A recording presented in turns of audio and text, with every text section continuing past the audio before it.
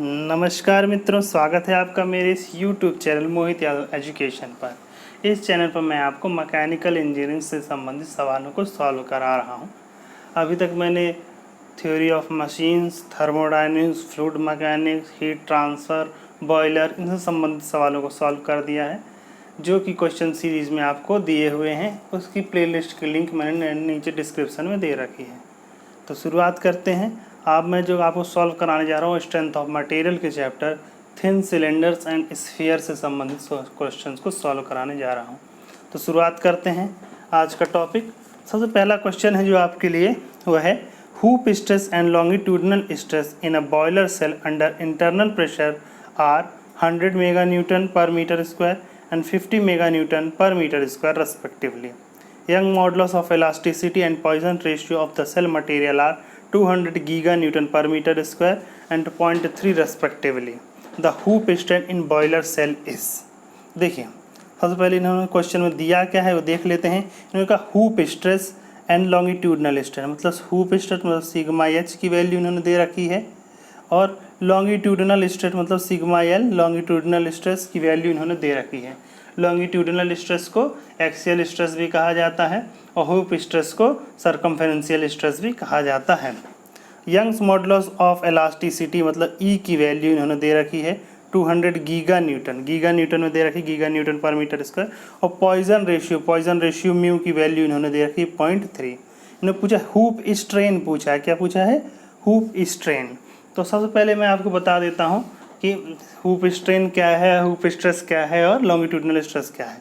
अगर हम लोग किसी थिन सिलेंडर की बात करते हैं, थिन सिलेंडर, तो इस प्रकार थिन सिलेंडर होता है, उसके अंदर कोई फ्लूइड अगर भरा हो, ठीक, उसके अंदर कोई फ्लूइड भरा जिसका इंटरनल प्रेशर क्या हो, पी हो, तो इस कंडीशन में जो लॉन्गिट्यूडनल स्ट्रेस होती है या एक्सियल स्ट्रेस जो होती है उसको किसके डायरेक्शन मतलब एक्सिस के डायरेक्शन, मतलब इसका डायरेक्शन क्या हो, हूप स्ट्रेस का डायरेक्शन इस प्रकार से होगा।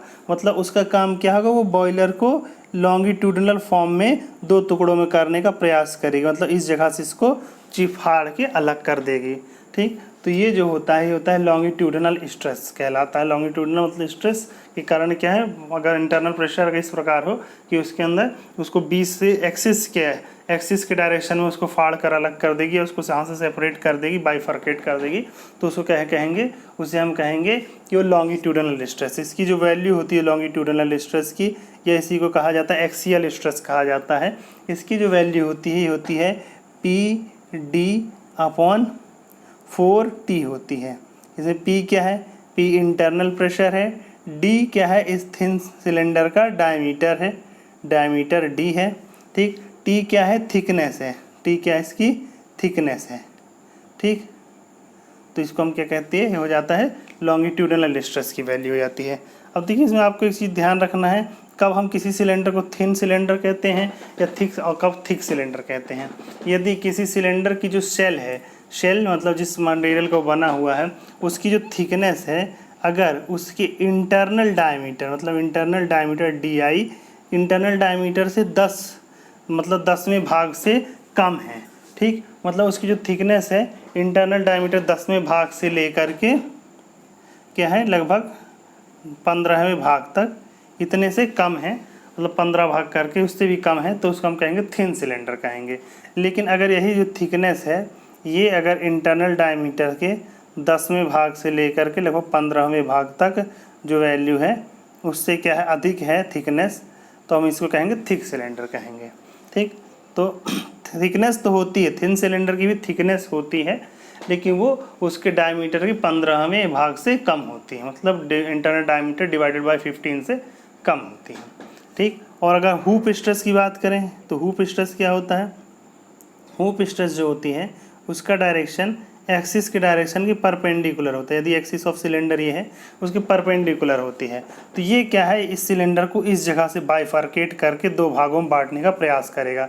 मतलब अगर सिलेंडर हूप स्ट्रेस के कारण फटता है तो इस प्रकार के दो भागों में फट के अलग हो जाता है। ठीक, दो भागों में यहाँ से फट के अलग हो जाएगा, तो उसे हम क्या कहेंगे, हूप स्ट्रेस कहेंगे।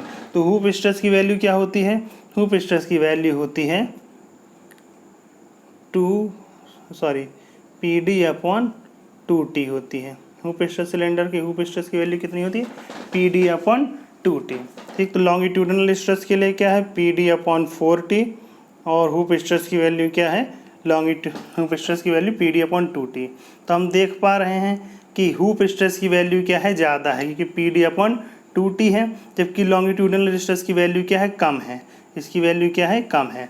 ठीक, तो जब भी आपको किसी का सिलेंडर को डिज़ाइन करना होगा, किसी सिलेंड्रिकल वेसल को, तो हम लोग किस आधार पे करेंगे, हुप स्ट्रेस के आधार पे करेंगे। ठीक, तो अधिक जो मेनली होते जो सिलेंडर होते हैं इंटरनल प्रेशर जिसमें अंदर फ्लूइड भरा होता है, उसको हम लोग हुप स्ट्रेस के आधार पर डिज़ाइन करते हैं। क्यों? क्योंकि उससे क्या है अधिक स्ट्रेस हुप स्ट्रेस ही डेवलप हो रही है, जिससे हमको थिकनेस प्राप्त होगी, वो सेफ थिकनेस प्राप्त होगी। अगर हम लॉन्गिट्यूडनल के आधार पर डिज़ाइन करेंगे तो जो हमें थिकनेस प्राप्त होगी वो कम होगी और वो सिलेंडर हुप स्ट्रेस के कारण फेल हो जाएगा। ठीक, तो ये हो गया आपको स्ट्रेस की वैल्यू। अगर हमें स्ट्रेन की वैल्यू निकालना हो, ठीक, तो सबसे पहले लॉन्गिट्यूडनल स्ट्रेन एप्सिलॉन एल की वैल्यू निकालेंगे। तो हम जानते हैं कि क्या होता है एप्सिलॉन एल, मतलब जो स्ट्रेन होती है वो होती है stress upon modulus of elasticity. तो मॉडुलस ऑफ इलास्टिसिटी की वैल्यू क्या है ई है।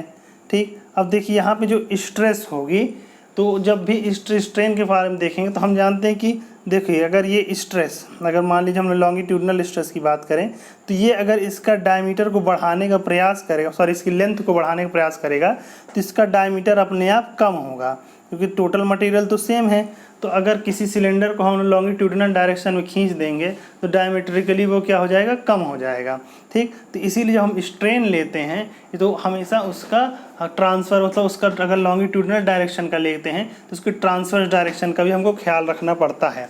इसीलिए लॉन्गिट्यूडनल स्ट्रेन की जो वैल्यू होगी वो होगी longitudinal stress minus mu into hoop strain divided bye emergence modulus. ठीक, मतलब सीधे सीधे ये फार्मूला आपको जो लॉन्गिट्यूडनल स्ट्रेन का जो फार्मूला लॉन्गिट्यूडनल स्ट्रेन मतलब delta L divided by delta L divided by L, इसकी जो वैल्यू होगी मतलब change in length of cylinder divided by original length, इसकी वैल्यू जो होगी वो होगी आपकी longitudinal stress minus mu into hoop stress divided by whole, मतलब पूरे का divided by modulus of elasticity E के इक्वल हो जाएगी। तो इसे कहता है, यह क्या होगा लॉन्गिट्यूडनल स्ट्रेस का फार्मूला हो गया। म्यू क्या है, म्यू यहाँ पे आपका है उसको कहते हैं पॉइजन रेशियो। इसको और अधिक सरल करेंगे तो आप पाएंगे कि हम लोग इसकी वैल्यू हो जाएगी PD/4TE इंटू 1-2 म्यू। क्या हो जाएगा इसका फार्मूला हो जाएगा, इसका फार्मूला हो जाएगा लॉन्गिट्यूडनल स्ट्रेस का फार्मूला हो जाएगा epsilon L equal to PD/4TE divide into 1-2 mu. ठीक, अगर PD थिकनेस और इंटरनल प्रेशर डायमीटर फॉर्म में रखेंगे तो लॉन्गिट्यूडनल स्ट्रेन का फार्मूला ये हो जाएगा। अगर इसी प्रकार हम लोग हुप स्ट्रेन का फार्मूला निकालना चाहें तो हुप स्ट्रेन का फार्मूला क्या हो जाएगा, ये इक्वल टू हो जाएगा हुप स्ट्रेन मतलब डेल्टा D/D, मतलब change in diameter upon original diameter, इसकी वैल्यू जो हो जाएगी वो हो जाएगी hoop strain minus mu into longitudinal strain divided by Young's modulus. अगर हम इसको PD/T के फॉर्म में लिखें तो जाएगा PD, की वैल्यू हो जाएगी PD/4TE इंटू 2- म्यू हो जाएगा। अगर हम हुप स्ट्रेन मतलब PD/4 तो PD/2T और लॉन्गिट्यूडनल स्ट्रेस की वैल्यू रख दे PD/4T रख दें तो हम लोग को जो वैल्यू प्राप्त हो जाएगी hoop stress equal to PD/4T into 2- mu. तो ये आपका लॉन्गिट्यूडनल स्ट्रेन और हुप स्ट्रेन का फार्मूला हो गया। अब देखिए दोनों का अनुपात क्या आ जाएगा, अगर हम लोग hoop strain divided bye longitudinal strain दोनों का रेशियो निकालें तो देखिए PD/4T दोनों में तो कैंसिल हो जाएगा, तो ये वैल्यू आ जाएगी 2- म्यू डिवाइडेड बाय 1-2 म्यू, ये हो जाएगा। ये फार्मूला याद रख लीजिए, कई बार एग्जाम में इसका सीधा सीधा आ जाता है कि हुप स्ट्रेन और लॉन्गिट्यूडनल स्ट्रेन का रेशियो क्या होता है, तो ये होता है 2- म्यू अपॉन 1-2 म्यू होता है। अब देखिए वॉल्यूमेट्रिक स्ट्रेन क्या हो जाएगा, वॉल्यूमेट्रिक स्ट्रेन,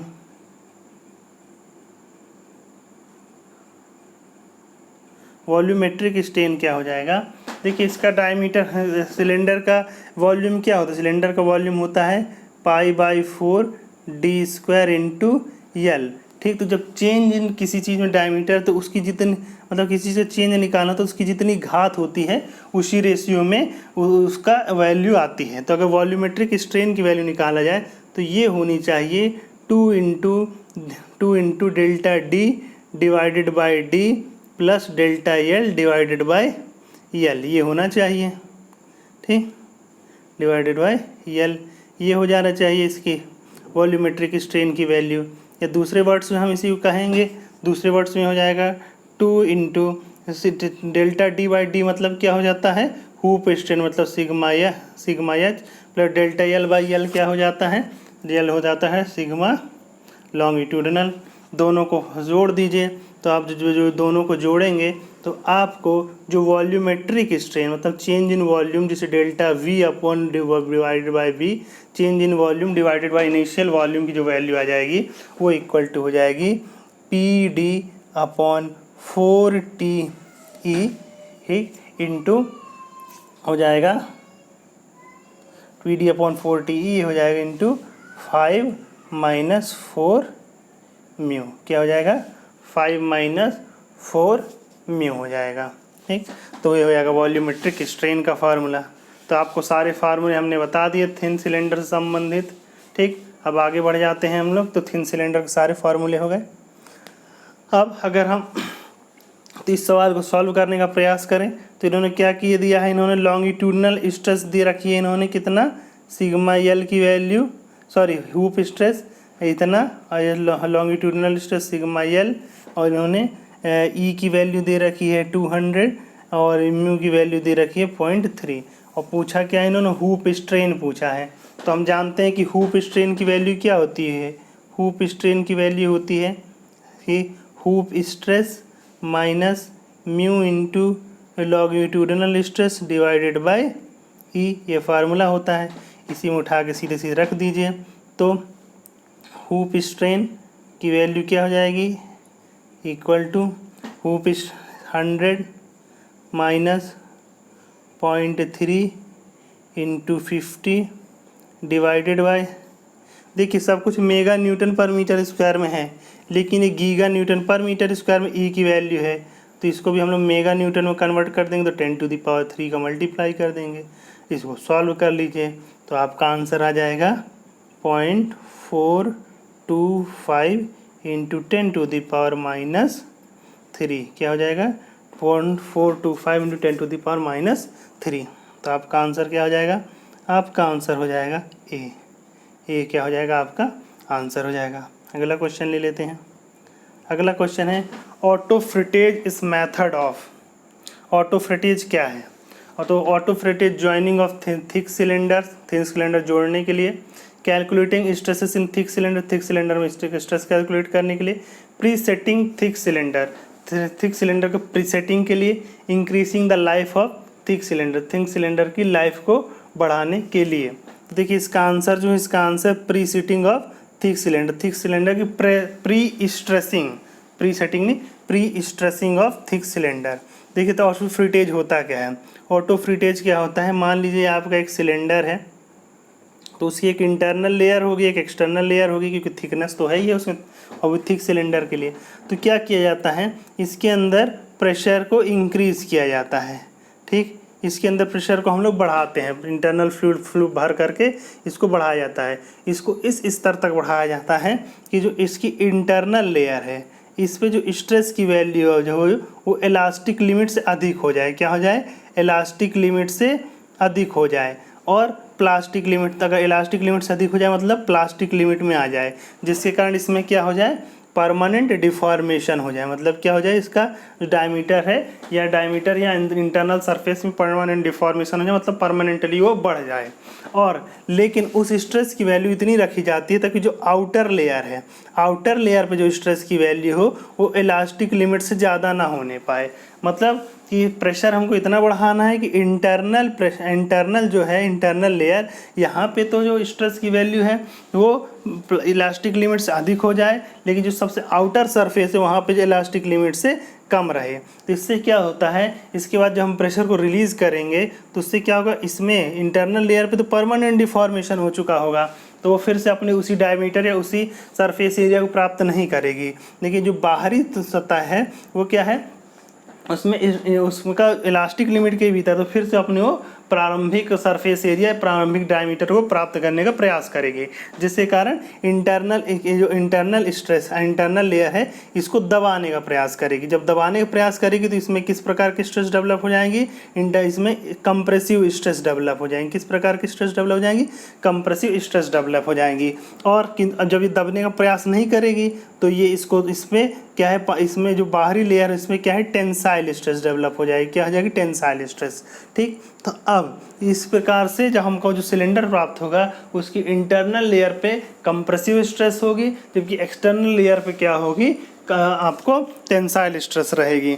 तो जब इसके अंदर हम लोग की, तो इसी प्रोसेस को कहा जाता है ऑटोफ्रिटेज कहा जाता है। इस प्रोसेस क्या कहा जाता है, ऑटोफ्रिटेज कहा जाता है। इससे क्या होता है, जब उसके अंदर अब हम कोई फ्लूइड को भरेंगे सर्विस के समय, जब इसका उपयोग करते समय, तो अंदर जो फ्लूइड है वो पहले इसकी सतह पर, इंटरनल सतह पर कौन सा प्रेशर डालेगा, कंप्रेसिव। इसके ऊपर कौन सी सतह डालेगा, तो कंप्रेसिव डालेगा। इसके अंदर की सतह क्या है, फैलने का प्रयास करेगी, तो एक तरह से उस पर टेंसाइल लोड पड़ेगा। ठीक, तो जब टेंसाइल लोड पड़ेगा तो उस कंप्रेसिव स्ट्रेस को पहले कंपनसेट करेगा, इसके बाद उसको टेंसाइल लोड की ओर लेकर जाएगी। मतलब हमने उसकी वैल्यू कंप्रेसिव की ओर बढ़ा रखी है, तो उस टेंसाइल लोड कंप्रेसिव लोड पहले कंपनसेट होंगे, फिर उसके बाद वो टेंसाइल लोड की ओर बढ़ेगा। और जो बाहर की सतह है जिस पे क्या है, टेंसाइल लोडिंग हो रखी है, इस पर कंप्रेसिव लोड पड़ेगा। तो पहले इस टेंसाइल लोड कंपनसेट होगा, फिर उसके बाद वो कंप्रेसिव लोड की ओर बढ़ेगा। तो इस प्रकार क्या होगा कि सिलेंडर की स्ट्रेस लेने की कैपेसिटी बढ़ जाएगी। तो इसी को कहा जाता है ऑटोफ्रिटेज कहा जाता है, pre stressing of thick cylinder. Okay friends, अगला क्वेश्चन ले लेते हैं। From design point of view spherical pressure vessel are preferred over cylindrical pressure vessel because they, इन्होंने पूछा है कि अगर हम लोग डिज़ाइन कर रहे हो किसी सिलेंडर का, तो हम लोग क्या कहते हैं, स्फेरिकल वेसल को ज़्यादा प्रेफरेंस देते हैं, सिलेंड्रिकल प्रेशर वेसल को कम प्रेफरेंस देते हैं। ऐसा क्यों, तो इन्होंने 4 कारण दे रखे हैं। पहला, are cost effective fabrication, cost कम होता है। Have uniform higher circumferential stress ज़्यादा होती है। यूनिफॉर्म लोअर सरकमफ्रेंशियल स्ट्रेस कम होती है। Have a larger volume of the same quantity of material. देखिए, मैंने अभी आपको थिन सिलेंडर संबंधित सारे फार्मूले बता देते हैं दिए थे। अब मैं आपको थिन स्फीयर से संबंधित सारे सवाल करा देता हूँ। थिन स्फीयर से संबंधित देखिए, जैसे ये स्फीयर है, ठीक, इसमें क्या है, अगर हूप स्ट्रेस तो चाहे इधर से इसको इस डायरेक्शन में पड़े चाहे इस डायरेक्शन में पड़े, क्योंकि ये सभी डायरेक्शन से क्या है, सिमेट्रिक है। जब सिमेट्रिक है सभी डायरेक्शन में, तब क्या है, उस स्थिति में इस सभी तरफ से क्या है, इसमें जो स्ट्रेस का जो वैल्यू होगी वो सेम होगी। तो इसके लिए अगर हम चाहे हूप स्ट्रेस की वैल्यू लिखें, चाहे सरकमफ्रेंशियल स्ट्रेस की, या हूप स्ट्रेस या सरकमफ्रेंशियल की रखें या लॉन्गिट्यूडिनल की रखें, दोनों ही केस में दोनों स्ट्रेस सेम होती हैं, और इसकी जो वैल्यू होती है वो PD/4T होती है। ठीक, तो ये होता है। तो लॉन्गिट्यूडिनल स्ट्रेस रखिए चाहे हूप स्ट्रेस रखिए, उसकी वैल्यू क्या है, PD/4T होगी। अगर स्ट्रेन की बात करें, ठीक, तो चाहे लॉन्गिट्यूडिनल स्ट्रेन हूप स्ट्रेन दोनों की वैल्यू सेम होगी, और वो इक्वल टू होगी PD/4TE 1 माइनस म्यू होगी।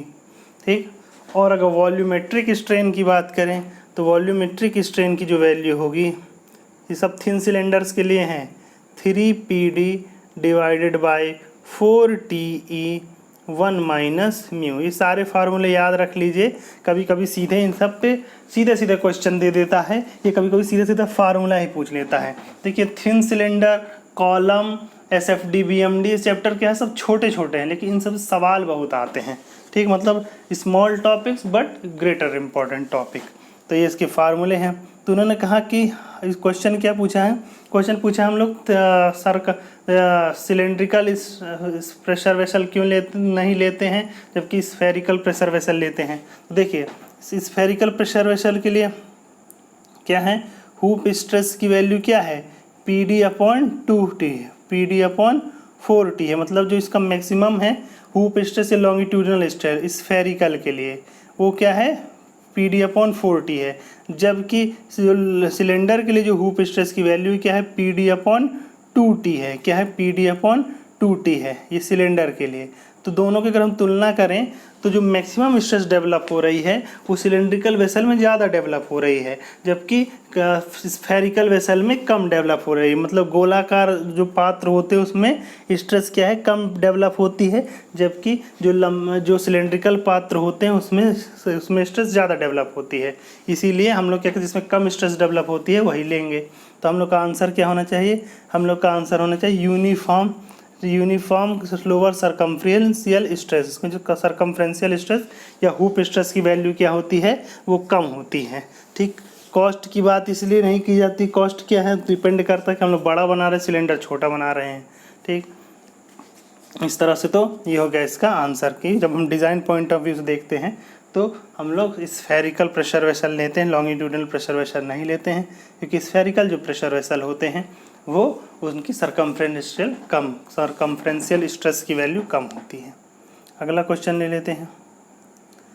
अगला क्वेश्चन दिया है इन्होंने, When a thin cylinder of diameter D and thickness T is pressurized with an internal pressure P, एक सिलेंडर है जिसका डायमीटर D है, थिकनेस T है और इसको इंटरनल प्रेशर P से प्रेशराइज किया गया है। 1/m is the Poisson ratio, Poisson ratio इन्होंने 1/m दे रखा है। ठीक, and E is the modulus of elasticity, E modulus of elasticity है। Then out of following which statement is correct, निम्नलिखित में कौन सा कथन सही है। तो सबसे पहले देखिए कि कथन करके चेक करेंगे।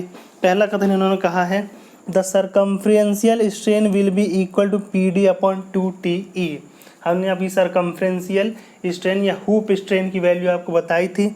वो क्या बताई थी, वो बताई थी सरकमफ्रेंशियल स्ट्रेन या हुप स्ट्रेन की वैल्यू आपको क्या बताई थी, PD/4TE 1 - 2 - बताई थी, ये आपको बताई थी। इन्होंने कहा PD/2TE, ठीक, 2TE के रूप में बदलना है, तो मतलब इसमें से अगर 2 यहाँ लिख दें तो 2 अंदर चला जाएगा। ठीक, तो 2 से 2 कैंसिल हो जाएगा, तो ये क्या हो जाएगा 1। इसकी अब क्या आपका फार्मूला बनेगा कि 2TE की फॉर्म में रखें, PD/2TE की फॉर्म में रखेंगे तो जाएगा 1 - μ/2 होना चाहिए। म्यू को इन्होंने 1/m के रूप में दर्शाया है, तो इसको ये क्या हो जाएगा 1/2m। तो अंदर क्या होना चाहिए 1 - 1/2m होना चाहिए। तो क्या है, वो है नहीं है, इसमें 1/2 - 1/m है। तो पहला कथन हम लोग का, पहला कथन इसका गलत हो गया।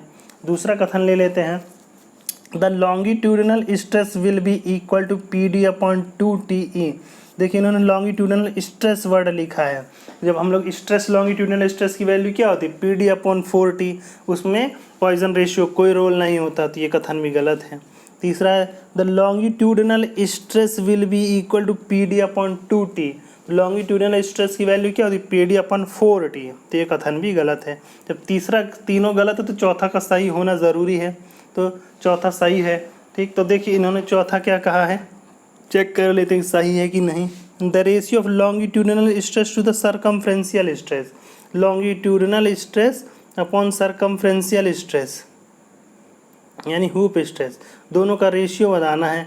तभी मैंने आपको hoop stress upon longitudinal stress के फार्मूले क्या वैल्यू बताई थी 2 - μ/1 - 2 इसका ये इन्होंने रेशियो पूछ रखा है, तो उसकी वैल्यू क्या हो जाएगी 1 - 2 divided by 1, 2 - μ।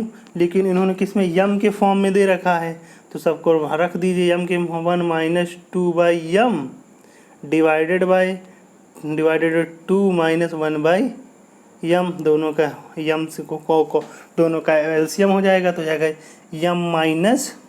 m-2 upon 2m - 1, क्या हो जाएगा m-2 डिवाइडेड बाय 2m - 1। तो तीसरा चौथा कथन क्या है हम लोग का सही है, तो यही इसका आंसर हो जाएगा। इन्होंने क्या पूछा था, which statement is correct. Okay, तो नेक्स्ट क्वेश्चन ले लेते हैं। नेक्स्ट क्वेश्चन है circumferential stress in a cylindrical boiler shell under internal pressure is 80 mm।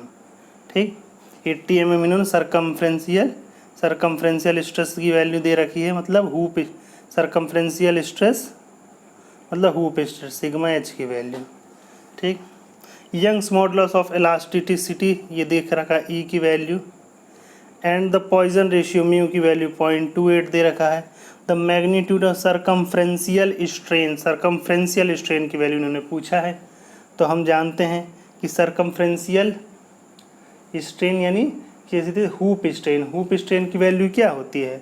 Hoop strain की वैल्यू होती है hoop stress minus mu into longitudinal stress divided by A.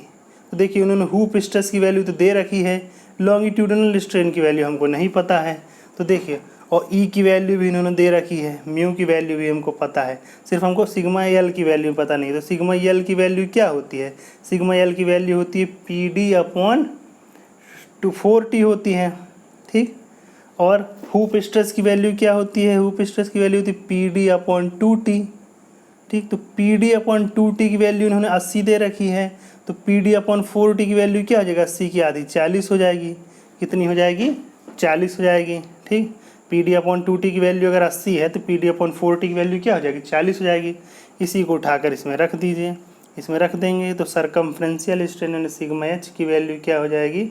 Sigma हो जाएगी सिग्मा एच मतलब 80 माइनस 0.28, ठीक, into 40 divided by E की value क्या है? 2 इंटू 10⁵।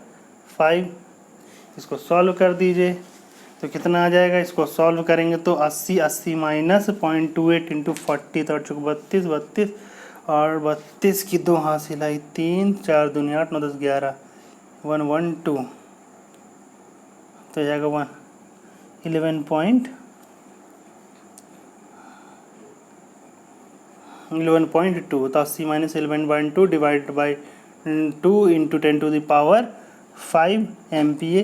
ठीक, बाकी सब भी MPM दिया है तो इसको सॉल्व कर दी तो इसकी वैल्यू आ जाएगी लगभग 3.44 इंटू 10⁴। ध्यान रखिए एग्ज़ाम में आपको कैलकुलेटर नहीं मिलेगा, इसलिए जितने भी सवाल हैं उनको बिना कैलकुलेटर का सॉल्व करने का प्रयास कीजिए। तो इसका आंसर आएगा 3.44 इंटू 10⁻⁴। ठीक, मैंने इसको पहले सॉल्व करके रखा हुआ है इसीलिए इसका आंसर आपको बता दिया है, लेकिन आप एक बार ज़रूर सॉल्व कीजिए। तो आंसर इसका हो जाएगा ए 3.44 into 10⁻⁴।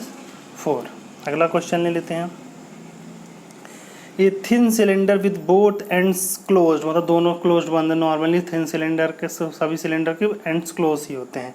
Is subjected to internal pressure P and the longitudinal stress on the surface is sigma 0, मतलब सिग्मा एल की वैल्यू इन्होंने इतनी दे रखी, इंटरनल प्रेशर पी है। तो maximum shear stress at the surface will be equal to, maximum shear stress की value इन्होंने पूछी है। देखिए मैं आपको समझा देता हूँ कि जो मैक्सिमम शियर स्ट्रेस की वैल्यू होती है वो लॉन्गिट्यूडिनल स्ट्रेस के बराबर होती है। जो मैक्सिमम शियर स्ट्रेस की वैल्यू होती है वो लॉन्गिट्यूडिनल स्ट्रेस के बराबर होता है। तो टाउ मैक्स की जो वैल्यू होती है वो इक्वल टू लॉन्गिट्यूडिनल स्ट्रेस के बराबर होती है। अब देखिए अब ये कैसे होती है मैं आपको समझा देता हूँ। ये देखिए हम जानते हैं कि अगर दो प्रिंसिपल स्ट्रेस हमको सिग्मा 1 और सिग्मा 2 दिए हों तो टाउ मैक्स की वैल्यू क्या होती है? टाउ मैक्स की वैल्यू होती है sigma 1 minus sigma 2 divided by 2 होती है। तो यहाँ पे देखिए 3 सर का हमको स्ट्रेस मिल जाती है longitudinal stress sigma L, hoop stress sigma H, तीसरा इंटरनल प्रेशर पी। ठीक, तो अगर हम तीनों का प्रयोग करके मैक्सिमम शियर स्ट्रेस निकालें तो देखिए अगर हम लोग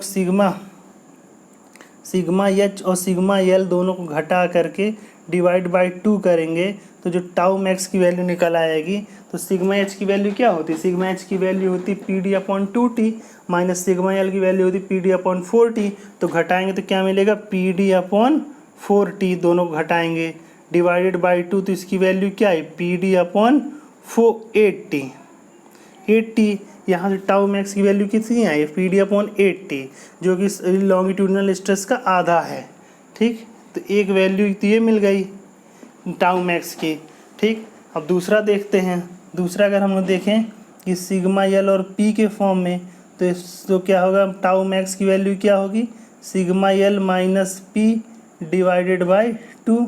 तो सिग्मा एल की वैल्यू क्या है, P D upon 4t minus P divided by 2। तो वैल्यू कितनी आएगी, पी डी अपॉन, देखिए पी क्या है, पी की जो वैल्यू होती है, इंटरनल प्रेशर की वैल्यू जो होती है वो लॉन्गिट्यूडिनल स्ट्रेस की कंपैरिजन वेरी लो होती है, तो इसको हम लोग क्या है निगलेक्ट कर देते हैं, इसको क्या है निगलेक्ट कर देते हैं। तो इसकी वैल्यू क्या आ जाएगी, टाउ मैक्स की वैल्यू पी डी अपॉन 80 हो जाएगी। तो ये भी क्या है, लॉन्गिट्यूडिनल स्ट्रेस की आधी है। तो देखिए दो तरह से कंसिडर करने पर क्या मिल रहा है कि हमको जो लॉन्गिट्यूडिनल स्ट्रेस टाउ मैक्स की वैल्यू लॉन्गिट्यूडिनल स्ट्रेस की आधी है। ठीक, अगर हम तीसरा देखें हुप स्ट्रेस के साथ देखें, तो हुप स्ट्रेस की वैल्यू क्या होती है, सॉरी हुप स्ट्रेस की वैल्यू होती है hoop sigma H equal to P D upon 2t होती है। हुप स्ट्रेस की value P D upon 2t। तो अगर हम लोग टाउ मैक्स की वैल्यू निकालें तो क्या होगा, hoop stress minus P divided by 2। ठीक, तो पी की वैल्यू हुप स्ट्रेस की कंपेरिजन नेग्लिजिबल होती है, तो इसको हम लोग 0 मान लेते हैं लगभग। तो इसकी वैल्यू क्या है, सिग्मा एच बाई 2 मतलब पी डी अपॉन 4t। तो ये इक्वल टू क्या है, सिग्मा लॉन्गिट्यूडिनल स्ट्रेस के बराबर है। तो देखिए अगर हम दो स्ट्रेस करें, कंपेयर करते हुए सभी वैल्यूज़ निकाले, दो बार हमको क्या वैल्यू प्राप्त हुई, सिग्मा एल डिवाइडेड बाई 2, और तीसरी बार जब हम निकाले सिग्मा एल के बराबर। तो तीनों में जो सबसे मैक्सिमम होगी वही मैक्सिमम शियर स्ट्रेस की वैल्यू होगी। तो हमारा जो आंसर होना चाहिए, जब भी आपको मैक्सिमम शियर स्ट्रेस की वैल्यू होगी वो किसके बराबर होगी, सिग्मा एल के। ठीक, तो किसके बराबर होगी, सिग्मा एल के। तो आपका आंसर क्या हो जाए, जब भी maximum shear stress at the surface will be equal to sigma L, मतलब लॉन्गिट्यूडिनल स्ट्रेस के बराबर। तो लॉन्गिट्यूडिनल स्ट्रेस की वैल्यू यहाँ दी है, कितनी दी है, यहाँ पे लॉन्गिट्यूडिनल स्ट्रेस की जो वैल्यू दी है वो सिग्मा 0 दी है। तो आंसर क्या हो जाएगा आपका, सिग्मा 0 हो जाएगा। अगला क्वेश्चन ले लेते हैं। A thin cylinder contains fluid at a pressure of 500 newton per metre square. उन्होंने कहा है एक थिन सिलेंडर है जो contains fluid at a pressure of 500 newton per metre square. इसमें थिन सिलेंडर है, उसका जो इंटरनल प्रेशर पी की वैल्यू इन्होंने दे रखी है 500 newton per metre square. The internal diameter of the shell is 0.6 metre, D की वैल्यू इन्होंने दे रखी है 0.6 metre. And the tensile strength in the material is to be limited. जो टेंसाइल स्ट्रेंथ मतलब जो मैक्सिमम स्ट्रेस जो इसमें डेवलप हो जाती है वो 9000 न्यूटन पर मीटर स्क्वायर है। The shell must have a minimum wall thickness of nearly, T की वैल्यू इन्होंने पूछी है। तो देखिए जब भी क्वेश्चन सिलेंडर का होता है तो हम जानते हैं कि लॉन्गिट्यूडिनल स्ट्रेस की वैल्यू क्या होती है, लॉन्गिट्यूडिनल स्ट्रेस मतलब पी डी अपॉन 4t, और हुप स्ट्रेस जो होता है वो क्या होता है, P D upon 2t।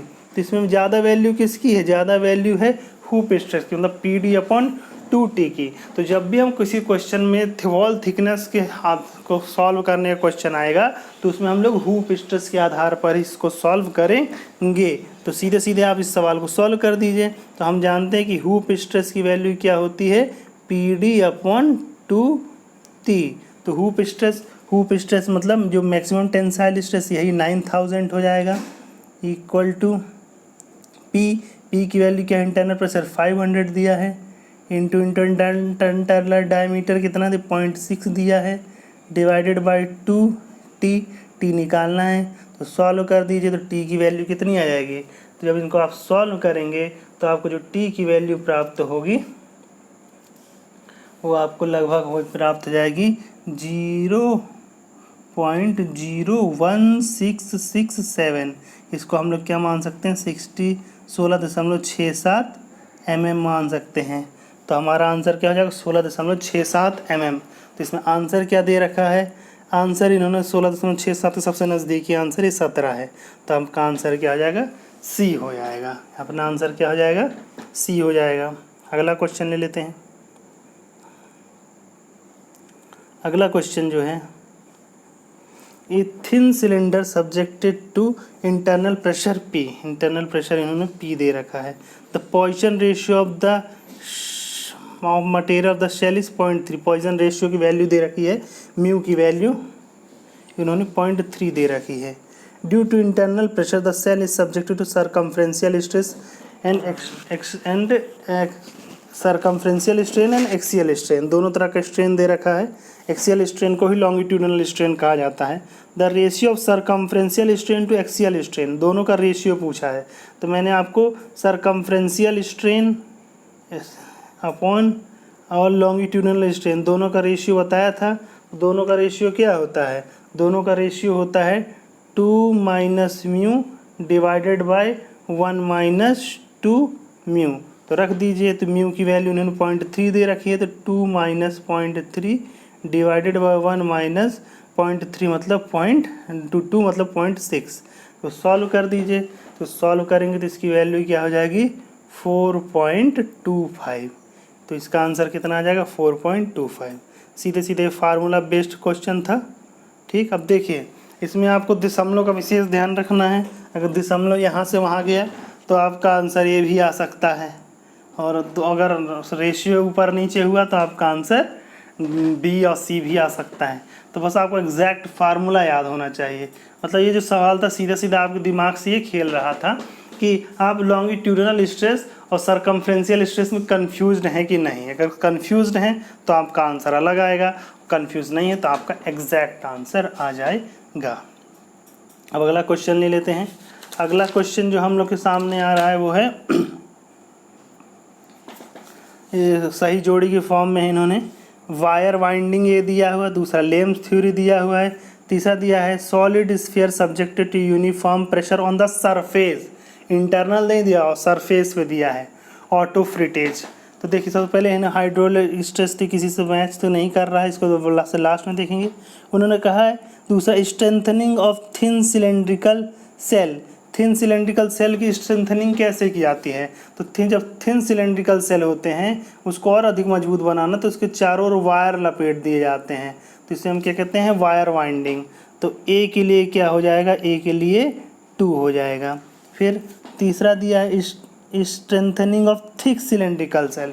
Thick cylinder का ध्यान रखिए, थिन सिलेंडर के लिए तो चारों तरफ वायर लपेट दी जाती है, क्योंकि थिक सिलेंडर जो होता है उसके लिए क्या किया जाता है? ऑटोफ्रिटेज किया जाता है। ऑटोफ्रिटेज अभी मैंने आपको समझाया था। थिक सिलेंडर के लिए क्या हो जाएगा 4।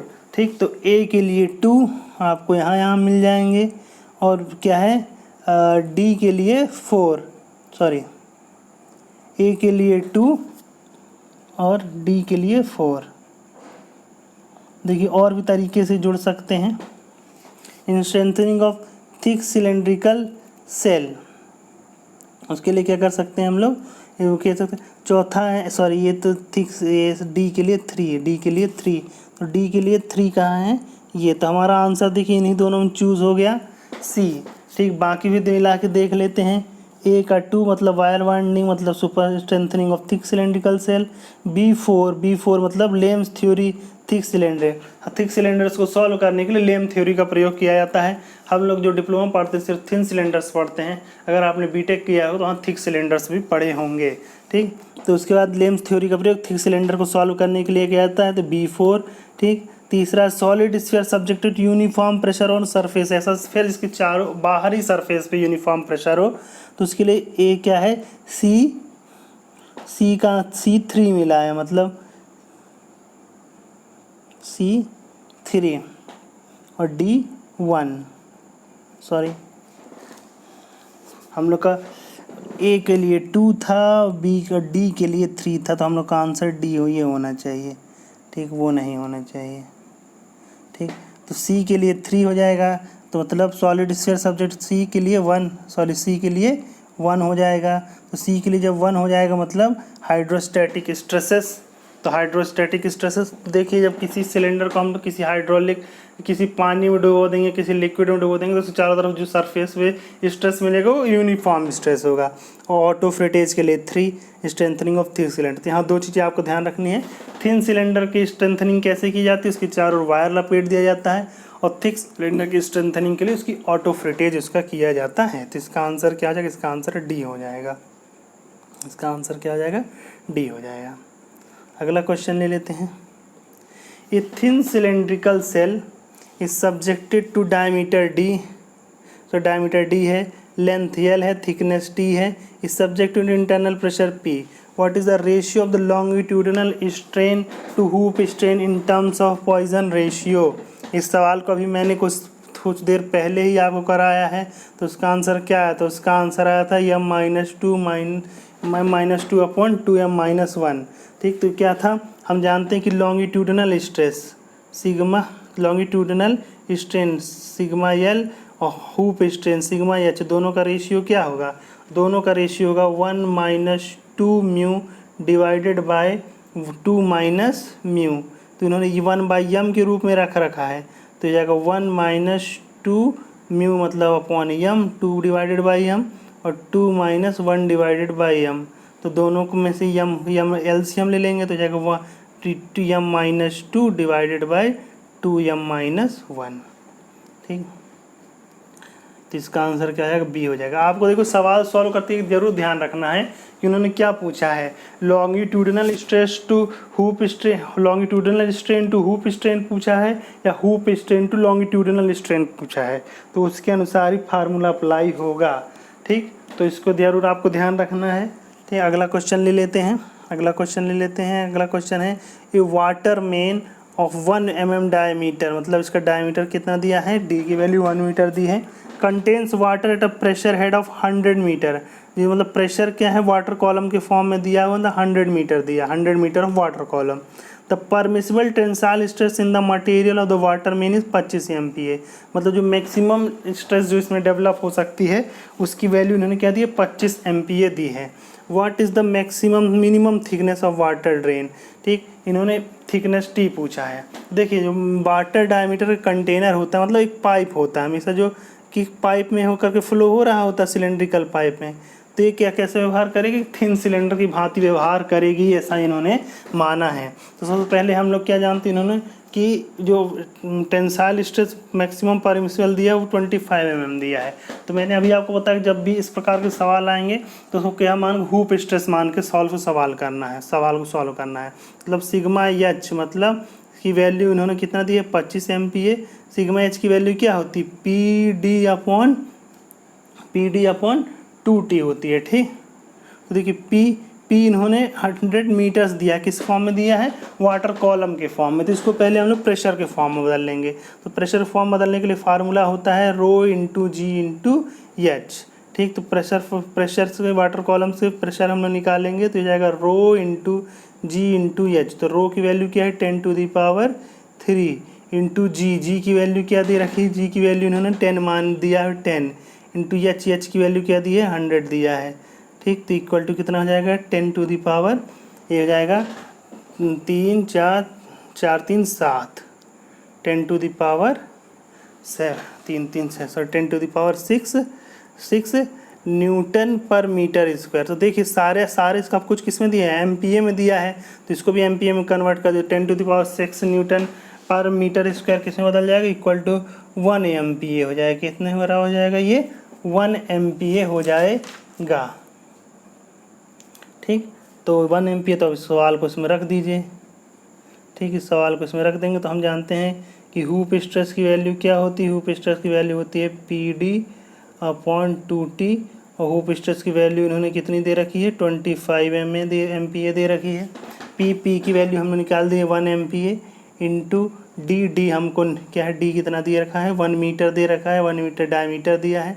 2 इंटू टी की वैल्यू हमको निकालनी है इक्वल टू 25। तो आंसर कितना हो जाएगा? हम लोग का आंसर हो जाएगा 25 इधर हम बटे, तो हो जाएगा T इक्वल टू 1/50 मीटर। 1/50 मतलब 1/50 मीटर हो जाएगा। उसको अगर हम mm में बदलेंगे तो कितना हो जाएगा? 20 mm आ जाएगा। तो इसका आंसर कितना हो जाएगा? इसका आंसर हो जाएगा 20 mm। ठीक, इसका आंसर क्या हो जाएगा आपका? इसका आंसर हो जाएगा 20 mm। ओके फ्रेंड्स, तो आज के लिए इतना ही। तो फिर मिलेंगे आपके साथ नए टॉपिक्स के साथ। तो अगला जो टॉपिक मैं आपको बताऊंगा वो होगा SFD एंड BMD संबंधित सवाल होंगे। यदि आपको इसमें कुछ नहीं समझ में आया हो या आप कुछ और पूछना हो तो आप नीचे कमेंट में पूछ सकते हैं, मैं आपके सवालों का जवाब ज़रूर दूंगा। अगर अभी तक आपने मेरे चैनल को सब्सक्राइब नहीं किया तो सब्सक्राइब कर लें, और यदि आपको ये वीडियो अच्छा लगा है तो इसको लाइक करें और अपने फ्रेंड्स को भी बताएं ताकि आपके फ्रेंड्स भी इसका बेनिफिट उठा सकें। ठीक, इससे पहले मैं अभी तक 30 क्वेश्चन सीरीज़, लगभग 30 क्वेश्चन सीरीज़ के लेक्चर हैं, उसकी जो प्ले लिस्ट है उसकी लिंक मैंने डिस्क्रिप्शन में दे रखी है, तो उस पर क्लिक करके आप उस प्ले लिस्ट को देख सकते हैं और अदर क्वेश्चंस भी सॉल्व कर लग सकते हैं, अदर क्वेश्चंस अदर सब्जेक्ट्स के। यदि आपको फ्लूइड मैकेनिक्स को मैंने विस्तार में पढ़ाया है, इंपॉर्टेंट टॉपिक्स को, यदि आप उन टॉपिक्स को पढ़ना चाहते हैं तो उस प्ले लिस्ट की लिंक भी मैंने डिस्क्रिप्शन में दे रखी है। यदि आप चाहते हैं कि UPRUNL का सैलरी कितना है, HRA कितना है, और साथ ही यहाँ की लाइफ स्टाइल कैसी है, क्या वर्क करना पड़ता है, तो उससे संबंधित वीडियोस की एक प्लेलिस्ट की लिंक भी मैंने डिस्क्रिप्शन में दे रखी है। यदि आप हमारा टेलीग्राम ग्रुप ज्वाइन करना चाहें तो उसकी लिंक भी मैंने डिस्क्रिप्शन में दे रखी है, तो वहाँ से आप हमारा टेलीग्राम चैनल भी ज्वाइन कर सकते हैं। और ये जो क्वेश्चन मैंने सॉल्व कराए हैं, इन क्वेश्चन की अगर आपको PDF चाहिए तो उसका लिंक भी डिस्क्रिप्शन में उपलब्ध है। तो आप अगर हमारा डिस्क्रिप्शन देखते हैं तो लगभग आपको अधिकतर चीज़ें प्राप्त हो जाती हैं। तो आप अपनी तैयारी जारी रखिए। किसी भी समस्या के लिए, किसी प्रकार के प्रश्न के लिए आप हमसे पूछ सकते हैं। तब तक के लिए आप अच्छी से तैयारी कीजिए, सफलता अवश्य पाइए, ठीक, क्योंकि कोई भी लक्ष्य बड़ा नहीं, हारा वही जो लड़ा नहीं। धन्यवाद।